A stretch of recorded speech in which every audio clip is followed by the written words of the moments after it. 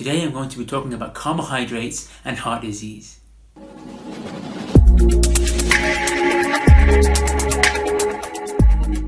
Hi everybody, I hope you're all okay. This is Dr. Hood. I'm a medical doctor and health coach who helps busy people lose weight and stay healthy by eating more and exercising smartly. Today I'm going to be talking to you about the role of certain types of carbohydrates and the development of heart disease. The increase in heart disease seen in the early part of the 20th century was attributed in part to a diet that was high in fat, particularly saturated fat, and its links to blood cholesterol. But as I talk about in a separate video, this link between saturated fat from whole food sources and heart disease is quite weak and unsubstantiated. In the last 100 years, we've eaten in a way which is unlike any other time in human history. In particular, we've increased the amount of highly processed artificial fats in our diet, including hydrogenated oils, trans fats in shortening, and margarine. We've also increased the amount of processed carbohydrates and sugar in our diet. Increasing evidence has highlighted the role of inflammation and insulin resistance in the development of heart disease, with a focus on artificial fats and processed carbohydrates and sugar. Over the last 60 or 70 years, we've seen an increase in the amount of processed carbohydrates and sugar in a lot of foodstuff. And because of government guidelines, we've also increased the amount of starchy and grain-based foods in our diet. This increase in carbohydrates in our diet is one of the most significant factors causing an increase in obesity and diabetes that we see in the Western world. High levels of carbohydrates, particularly processed carbohydrates and sugar, cause a continuous release of insulin into the blood. Insulin's normal function is to regulate your blood sugar levels because high blood sugar levels are toxic. So insulin's job is to regulate high sugar.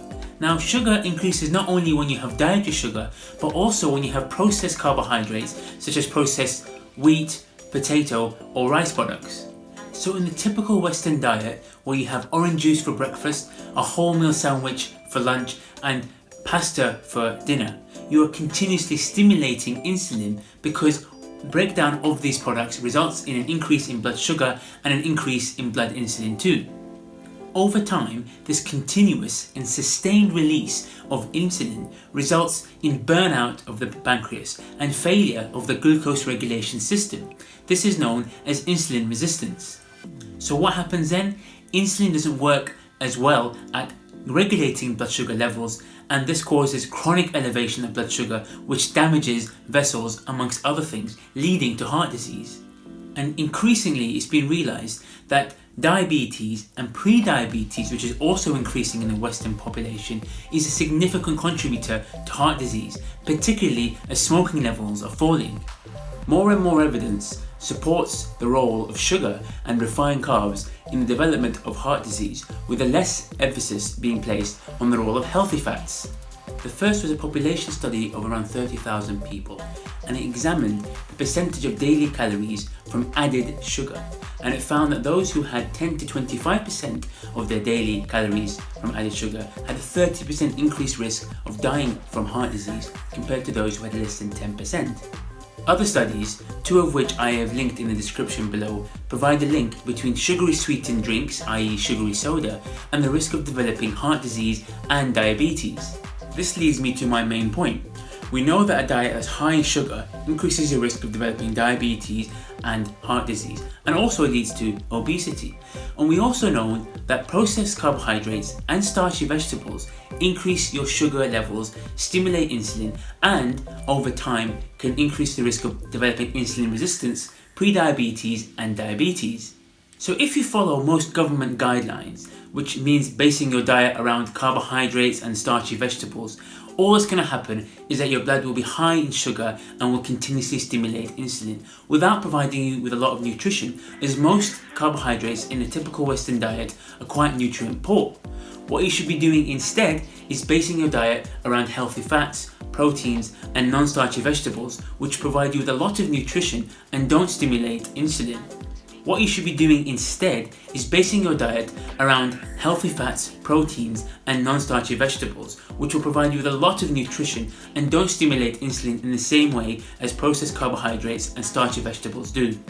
Our bodies can actually survive without carbohydrates. Now, I'm not advocating that at all, but your body can survive with all the energy, the macro and micronutrients that come from healthy fats, proteins and non-starchy vegetables. Maximizing these in your diet will reduce the likelihood of developing insulin resistance and the level of inflammation in your diet, which reduces your risk of heart disease.